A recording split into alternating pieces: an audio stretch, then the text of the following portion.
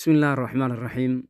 الحمد لله والصلاة والسلام على رسول الله وعلى آله وصحبه ومن والاه ما بعد. فيا إخواني وأخواتي الكرام السلام عليكم ورحمة الله وبركاته. እንግዲህ ኢንሻአላህ አላህ Subhanahu Wa Ta'ala ፍቃድ ከሆነ በመላው ዓለም ላይ ለሚገኙ ሙስሊም ወንድሞቻችን እንዲሁም አባት እናቶቻችን ትክክለኛውን የነብዩ ሰለላሁ ዐለይሂ ወሰለም እና የሰሃባዎችን የሰለፎችን መንገድ እከተላለሁ ለሚሉ ሁሉ አጭር መልእክት አለኝ ኢንሻአላህ በአላህ Subhanahu Wa Ta'ala ፍቃድ። ይህ ከፊት ለፊታችሁ የምታያቸው ፎቶ ላይ ኢኽዋኖች የድሮ አሮጌ ኢኽዋኖችና አዲስ ኢኽዋኖች ናቸው። አዲስ ኢኽዋን የሚባሉት ያው እንደምታውቋቸው ሙመያዎች ናቸው። ከነበሩበት ጠንካራ ሱናቸው ከነበሩበት ጠንካራ አቋማቸው ወርደው ዘቅጠው ቃልጠው ሟምተው ከኢኽዋኖች የተዘመሩት ናቸው። አዲስ ኢኽዋን የሚባሉት ያው ሙመያዎች ማለት ነው። ያ ከመሃላቸው የሚገኝ አዩብ ደርባቸው የሚባል ነው። ይህ ማለት እንግዲህ ያው የነሲሃ ቲቪ አባል የሆነው ወይም መሪ የሆነ እንደዚሁም ደግሞ የመርከዝ ኢብኑ መስዑዶች ማለት ነው። ዛሬ ያው ይሄን አክል ደረጃ ደርሰዋሉ ከኢኽዋኖች ተደምረው። ከዚህ በፊት ይህ አዩብ ደርባቸውና መሰሎቻቸው እነ ኢልያስ አህመድ በሏቸው እነ ሰዳት ከማል እንደ ኢብኑ ሙነወር ወሉም አህሉም መጀራ ወዘተ ሌሎችም እነ ኸድር ከሚሴ ኢኽዋኖችን በገቡበት ቀዳዳ ገብተው የሚያወጧቸው እለት በእለት ለሚያደርጉት ስህተትና ጥፋት ዲን ላይ ለሚቀጥፉት ቅጥፈት በየቀኑ መረጃ ይሰጡ ነበር። በየሰዓቱ መረጃ ያወጡ ኡማውን ያስጠነቅቁ ነበር ከኢኽዋኖች። እንግዲህ ያው ዛሬ ደግሞ ሄደው ተደምረዋሉ። ሱብሃንአላህ። መቼም አላህ Subhanahu Wa Ta'ala የሰው ልጆችን ልብ እንደፈለገ ያገላባብጣቸዋል፣ እንደፈለገ ይቀያይራቸዋል። ሱብሃንአላህ ይቀልቡሃ ከይፈ የሻ። አላህ የሰው ልጆችን ልብ እንደፈለገ ይገለባብጣታል። ሱና ላይ የነበረውን ወደ ቢድዓ ላይ የነበረውን ወደ ሱና እንዲመጣ ያደርገዋል። ሽርክ ላይ የነበረውን ወደ ተውሂድ ላይ የነበረውን ወደ ሽርክ እንዲሄድ ያደርገዋል አላህ Subhanahu Wa Ta'ala። ኢስላም ላይ የነበረውን ወደ ኩፍር ላይ የነበረውን ወደ ኢስላም እንዲህ አላህ ያገለባብጣቸዋል የሰው ልጆችን። ሱብሃንአላህ። አላህ Subhanahu Wa Ta'ala ባለነበት ሐቅ ላይ አላህ ያጽናን። እስከ ዕለተ ሞታችን ድረስ በሐቁ ላይ አላህ ያጽናን። ሱብሃንአላህ። ለዚህም ነበር ነብዩ ሰለላሁ ዐለይሂ ወሰለም አኺሩ ዘመን ሲደርስ ቂያማ ሲደርስ ሰው ልጆች ይገለባበጣሉ አሉ በፍጥነት። ሰውየው ሙእሚን ሆኖ ያነጋል፣ ማምሻ አካባቢ ከፍራል አሉ። ከፍሮ ታገኙታላችሁ። ማምሻ ወይ ደግሞ ሙእሚን ሆኖ ታገኙታላችሁ።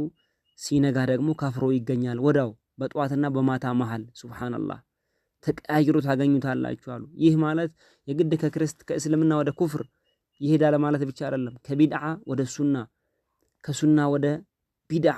አሁን እነዚህ አንጃዎች የነ መርከዝ ኢብኑ መስዑድ የሚባሉት የነሲሃ ቲቪ አባሎች ሱብሃንአላህ ሱና ላይ አንበሳ የነበሩ ጀግናዎች ነበሩ። ወላሂ አህለል ባጢልን በማውገዝ ላይ በጣም የታወቁ ነበሩ።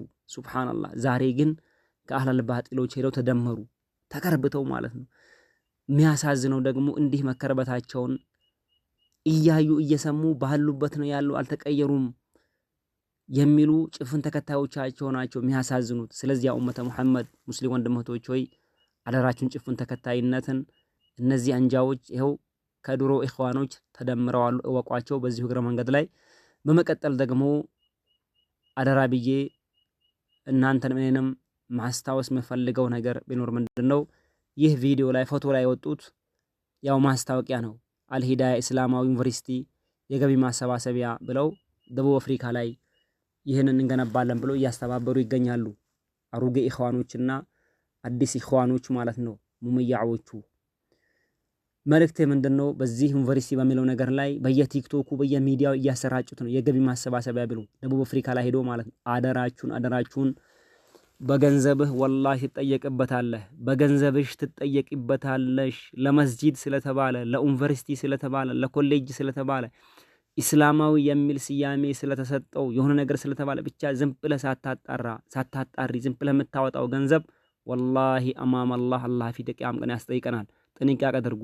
ስለዚህ ለዚህኛው ዩኒቨርሲቲ ይህ ዩኒቨርሲቲ ኢስላማዊ ነው፣ ስሙ ኢስላማዊ ነው እንጂ ነዓም ኢስላማዊ ዩኒቨርሲቲ ነው የሚባለው፣ ግን ትክክለኛው ኢስላም የሚያስተምሩበት አይደለም። ትክክለኛውን ኢስላም የሚያስተምሩበት ዩኒቨርሲቲ አይደለም። ወንድሞቶች ልናቀውና ልንጠነቀቀው ይገባል። በስም እንዳንሸወድ። የሺዓዎች መዓት፣ የራፊዳዎች መዓት፣ የአህባሽ መዓት፣ የተብሊግ መዓት፣ የተለያየ ዓለም ላይ አሉ የተባሉ የፍርቃዎች አይነት ተምረው ተመርቀው የሚወጡበት ዩኒቨርሲቲ ነው እንጂ ትክክለኛውን የነብዩ ሰለላሁ ዐለይሂ ወሰለም የሰሐባዎችን ሱናን የሚያስተምር ዩኒቨርሲቲ አይደለም። ልናቅና ልንጥረቅ ይገባል ወንድሞቼ። የተለያየ ፍርቃ የጥመት አንጃዎች ተምረው የሚመረቁበት ለዓለም የሚሰራጩበት ዩኒቨርሲቲ ነው።